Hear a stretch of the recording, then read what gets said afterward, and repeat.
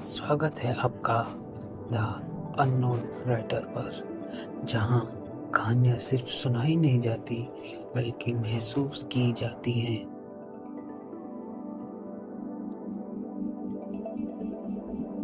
आज हम लेकर आए हैं आखिरी प्यार या समझौता की कहानी का अध्याय 6, अनकही मोहब्बत। पिछली कहानी में आपने देखा कृष्ण और तिया की दोस्ती धीरे धीरे एक अलग एहसास में बदलने लगी थी। लेकिन क्या कृष्ण कभी तिया के दिल की बात समझ पाएगा, या फिर उनकी यह दोस्ती किसी ऐसे मोड़ पे पहुंचेगी जहां से वापस लौटना आसान नहीं होगा। तो चलिए शुरू करते हैं कहानी। समय अपनी रफ्तार से आगे बढ़ता रहा। देखते ही देखते दोनों 11वीं कक्षा में पहुंच गए। अब बहुत कुछ बदल चुका था। कृष्ण पहले से लंबा हो गया था। उसके चेहरे पर एक अलग ही सादगी थी। ना दिखावे का शौक, ना बेवजह बातें करने की आदत। वह आज भी उतनी ही शांति से अपनी किताबों में खोया रहता था। लेकिन अब लोग उसे नोटिस करने लगे थे। पढ़ाई में पूरे स्कूल का सबसे होनहार छात्र, शिक्षकों का प्रिय और अपनी सादगी की वजह से कई विद्यार्थियों की नजरों का केंद्र। कई लड़कियां उससे नोट्स मांगने के बहाने बातें करती। कोई गणित का सवाल पूछती तो कोई अंग्रेजी की कॉफी। कृष्ण सबकी मदद कर देता, लेकिन जितनी जरूरत हो बस उतनी ही बात करता। उधर तिया यह सब चुपचाप देखती रहती। पहले उसे अच्छा लगता था कि सब कृष्ण की तारीफ करते हैं। अब न जाने क्यों वही बातें उसके दिल में एक हल्की सी बेचैनी छोड़ जाती थी। एक दिन मध्यांतर में कृष्ण अपनी सीट पर बैठा था। तभी उनकी कक्षा की एक लड़की उसके पास आई। कृष्ण, अगर तुम्हें समय मिले तो मुझे भौतिक विज्ञान क्या एक अध्याय समझा दोगे? कृष्ण ने बिना किसी झिझक के कहा, हाँ, छुट्टी के बाद लाइब्रेरी में मिल जाना। यह बात तिया ने भी सुन ली। उसने कुछ नहीं कहा, बस खिड़की से बाहर देखने लगी।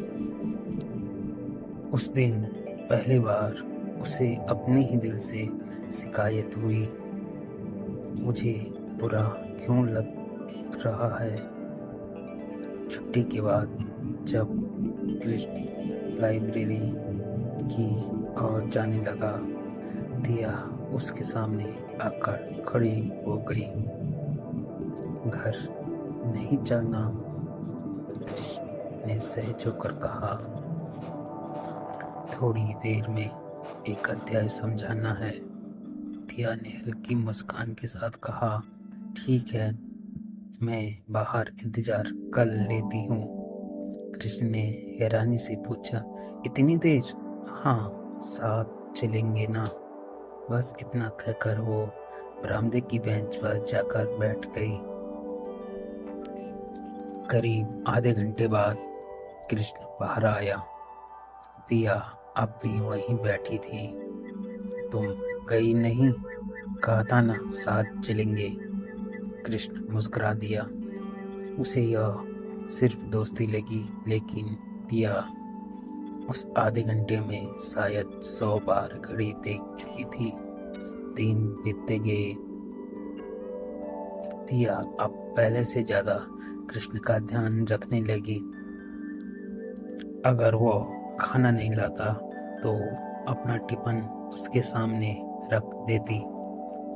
अगर वो ज़्यादा देर तक पढ़ता तो कहती, थोड़ा आराम भी कर लिया करो। कृष्ण हर बार बस मुस्कुरा देता। उसे यह सब एक अच्छे दोस्त की परवाह लगती थी। एक दिन स्कूल में वार्षिक समारोह की तैयारी चल रही थी। सभी छात्र छात्राएं मैदान में इकट्ठा थे। किसी ने पीछे से मजाक में कहा, कृष्ण, तुम्हें तो आधा स्कूल पसंद करता है। सभी हंस पड़े। कृष्ण ने शांत स्वर में जवाब दिया, लोग क्या सोचते हैं उससे ज़्यादा जरूरी यह है कि मैं क्या बनना चाहता हूँ। उसकी बात सुनकर सब चुप हो गए।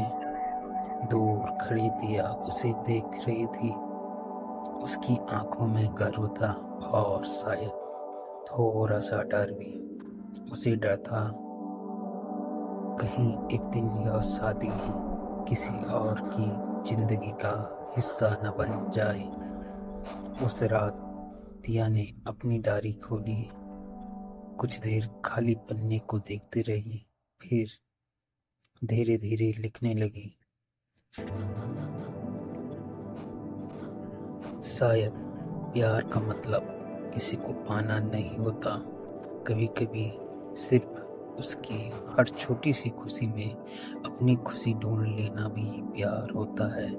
और मैं शायद अब सचमुच कृष्ण से प्यार करने लगी हूँ। उधर कृष्ण अपनी मेज पर बैठा अगले दिन की परीक्षा की तैयारी कर रहा था।